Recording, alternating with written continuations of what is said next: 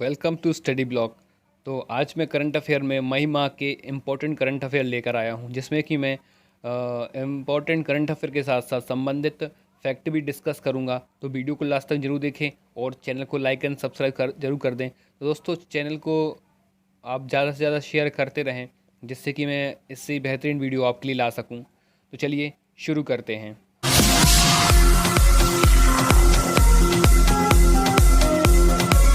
पहला क्वेश्चन है, हाल ही में किस राज्य सरकार ने मोदी किचन की शुरुआत की? तो जिसका सही आंसर है क्या हो जाएगा? तमिलनाडु। तो तमिलनाडु में अभी कोरोना के चलते मोदी किचन की शुरुआत की, जिसमें कि गरीबों को मुफ्त खाना दिया जा सके। तो यदि स्पेसिफिक जगह का नाम पूछा जाए तो कौन सी जगह होगी? कोयम्बटूर। तमिलनाडु के कोयम्बटूर में मोदी किचन की शुरुआत की गई। तो अब जान लेते हैं तमिलनाडु के बारे में कुछ इंपॉर्टेंट फैक्ट, जैसे कि तमिलनाडु की राजधानी क्या है? चेन्नई। तमिलनाडु के अभी अभी हाल जो मुख्यमंत्री वो कौन है? के पलानी स्वामी। तमिलनाडु गवर्नर यानी कि राज्यपाल अभी कौन है? बनवारी लाल पुरोहित। और तमिलनाडु के हाई कोर्ट के मुख्य न्यायाधीश अभी कौन है? अमरेश्वर प्रताप सिंह। तो इस क्वेश्चन से इतनी जानकारी मिल जाती है। चलिए अब अगले क्वेश्चन की ओर बढ़ते हैं। अगला जो क्वेश्चन है, किस नेशनल पार्क में जानवरों को क्वारंटाइन करने के लिए अलग से वार्ड बनाए? तो जिसका सही जो आंसर है वो कौन सा है? Jim Corbett national park. तो Jim Corbett national park India का सबसे पुराना नेशनल पार्क है, जो कि 1936 में स्थापित हुआ था। तो इसको स्थापित करने का उद्देश्य क्या था? तो इसको स्थापित करने का उद्देश्य था कि जो बंगाल टाइगर हैं उनकी रक्षा के लिए या उनके संरक्षण के लिए इसकी स्थापना की गई थी। जो है कहाँ पर? उत्तराखंड के नैनीताल में है ये। ठीक है, उत्तराखंड के नैनीताल में स्थित है कौन सा? Gym Corbett national park. और इसका एक पुराना नाम भी है जो कि अक्सर एग्जाम में पूछा जाता है, क्या है? Heli national park. क्या है? Heli national park. ठीक है, अब अगले ऑप्शन की बात करें, जैसे कान्हा किसली। तो कान्हा किसली और पन्ना दोनों ही कहाँ के हैं? एमपी के, यानी कि मध्य प्रदेश के नेशनल पार्क हैं। जिसमें बात करें कान्हा किसली की, तो कान्हा किसली कब स्थापित हुआ था? 1955 में स्थापित हुआ था कान्हा किसली नेशनल पार्क, और ये टाइगर रिजर्व भी है। ठीक है, अब बात करते हैं पन्ना नेशनल पार्क। तो पन्ना नेशनल पार्क किस लिए फेमस है? तो पन्ना नेशनल पार्क से एक क्वेश्चन हमेशा बनता है कि ऐसा कौन सा नेशनल पार्क है जिसमें से केन नदी गुजरती है? तो केन नदी किस में से गुजरती है? पन्ना नेशनल पार्क से गुजरती है। ठीक है, जो पन्ना नेशनल पार्क है ये पन्ना और छतरपुर दोनों में आता है। और एक और फैक्ट इसके साथ है कि जो पांडव थे उन्होंने अपना अधिकांश समय केन नदी के किनारे रहकर इसी नेशनल पार्क की जगह में बिताया। तब ये नेशनल पार्क नहीं था मतलब, तो इसी एरिया में पांडवों ने अपना अधिकांश समय बिताया। तो इसका उल्लेख कहाँ पर है? महाभारत में भी इसका उल्लेख है। किसका? नेशनल पार्क जो है ना, इस जगह का उल्लेख किसमें है? महाभारत में भी इसका उल्लेख किया गया है। चलिए अगले क्वेश्चन है, हाल ही में हरिशंकर वासुदेवन की मृत्यु कोविड-19 से हुई है।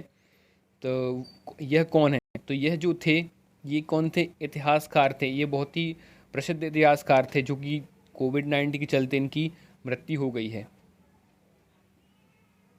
अगला क्वेश्चन है, हाल ही में पर्यटन मंत्रालय ने 17वीं वेबिनार का आयोजन किया गया, जिसका शीर्षक एक्सप्लोरिंग रिवर नीला, जिसमें नीला नदी कहाँ का स्थान है? तो नीला नदी जो है वो कहाँ पर है? केरला में है। तो अभी ये जानते हैं कि पर्यटन मंत्रालय ने अभी हाल ही में एक वेबिनार शुरू किया है, जिसमें कि लोगों को घर बैठे ही जो दार्शनिक स्थल होते हैं या पर्यटन स्थल होते हैं उनको घर बैठे ही दिखाया जाएगा, जिससे कि लोग घर से बाहर ना निकलें और भीड़ भाड़ ना करें, जिससे कि कोरोना फैलने का खतरा कम हो। तो पर्यटन मंत्रालय की एक, तो उसमें एक 17वीं में एक्सप्लोरिंग रिवर नीला था। तो नीला रिवर कहाँ पे है? केरला में नीला रिवर है। चलिए अगला क्वेश्चन है, किस बैंक को पीएम केयर फंड में दान की गई राशि को एकत्रित करने के लिए चुना गया? तो इसका जो सही आंसर है वो कौन सा है? Indian overseas bank. ठीक है, इंडियन ओवरसीज़ बैंक जो पीएम केयर फंड की राशि है उसको एकत्रित कर रहा है। चलिए अब इनके सीईओ जान लेते हैं, जैसे कि इंडियन ओवरसीज़ बैंक के सीईओ कौन है अभी? श्री करणम शेखर अभी इंडियन ओवरसीज़ बैंक के सीईओ एमडी हैं। और यूनियन बैंक ऑफ इंडिया के कौन है अभी CEO? Raj Kiran Rai, MD and CEO Union Bank of India के सीईओ हैं। और आंध्रा बैंक के एमडी एंड सीईओ कौन है? जे पाकिरी सामी। जो कि आंध्रा बैंक के एमडी एंड सीईओ हैं, और केनरा के कौन हैं, लिंगम वेंकट प्रभाकर। ठीक है, तो इतनी इन्फॉर्मेशन आपके लिए बहुत इंपॉर्टेंट रहेगी, ये अक्सर एग्जाम में बैंक के एमडी एंड सीईओ पूछे जाते हैं। दोस्तों वीडियो पसंद आ रहा हो तो ज़रूर सब्सक्राइब कर दें और लाइक ज़रूर कर दें। ठीक है, चलिए अगला जो क्वेश्चन है, भारत में विकसित स्वदेशी कोविड-19 किट किस नाम क्या है। तो भारत में विकसित सबसे पहली कोविड-19 किट का नाम था, क्या है, पैथोडिटेक्ट। पैथोडिटेक्ट बनाया किसने है, माइलैब ने बनाया। किसने, माइलैब ने, जो कि कहाँ की कंपनी है, पुणे की कंपनी है माइलैब, जिसने पैथोडिटेक्ट बनाया है। पैथोडिटेक्ट कोविड-19 की जांच के लिए बनाया गया था। चलिए अगला क्वेश्चन है, निम्नलिखित में से कौन मई 2021 तक अंतर्राष्ट्रीय हॉकी संघ FIH का अध्यक्ष रहेगा। तो इसका जो सही आंसर है, नरेंद्र बत्रा, जो कि पहले FIH के अध्यक्ष थे, वो भी कोरोना के चलते उसका इलेक्शन होना था, पर जो कोरोना के लॉकडाउन के चलते इलेक्शन नहीं हो पा रहा है, तो अब उनका जो कार्यकाल बढ़ा दिया गया है। कब तक कर दिया गया है, मई 21 तक इनका कार्यकाल बढ़ा दिया गया है।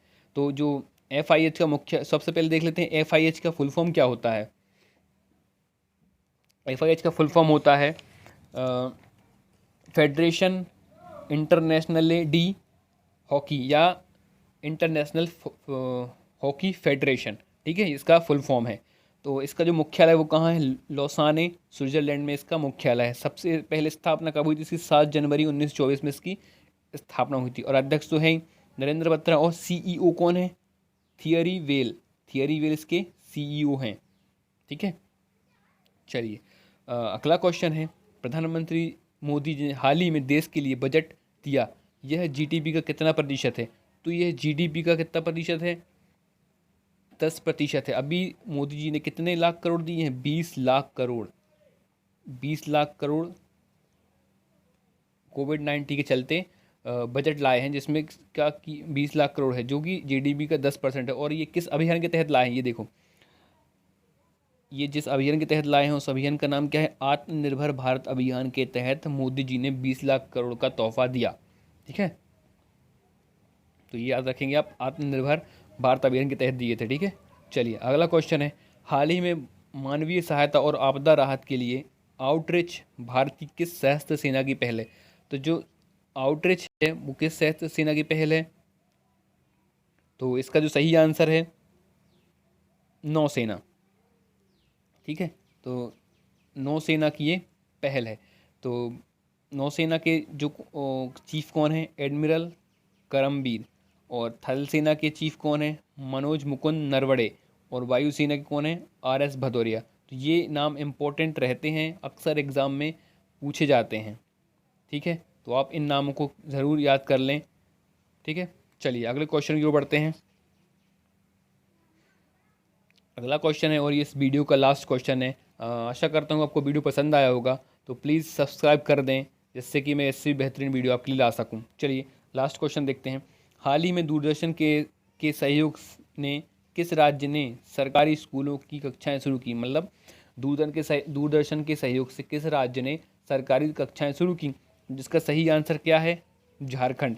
तो झारखंड जो के बारे में कुछ जान लेते हैं। झारखंड कौन सा जिला है, 28वां जिला है भारत का। राजधानी क्या है, रांची। CM अभी कौन है यहाँ झारखंड में, हेमंत सोरेन। और गवर्नर कौन है, द्रौपदी मुर्मू। तो झारखंड से एक और इम्पोर्टेंट, कि झारखंड किस शब्द से बना है, झाड़।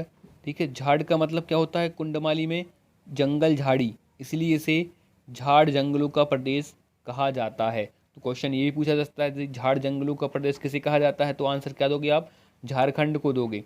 एक और क्वेश्चन बनता है कि झारखंड किस पठार पर स्थित है। तो झारखंड पूरा का पूरा छोटा नागपुर पठार पर स्थित है। तो ये क्वेश्चन भी यहाँ से बन सकता है। ठीक है, तो अभी हाल ही में मध्य प्रदेश ने भी एक स्कीम शुरू की थी, रेडियो के थ्रू बच्चों को पढ़ाने की स्कीम थी वो। ठीक है, चलिए तो आशा करता हूँ वीडियो पसंद आया होगा, तो प्लीज़ सब्सक्राइब ज़रूर कर दें।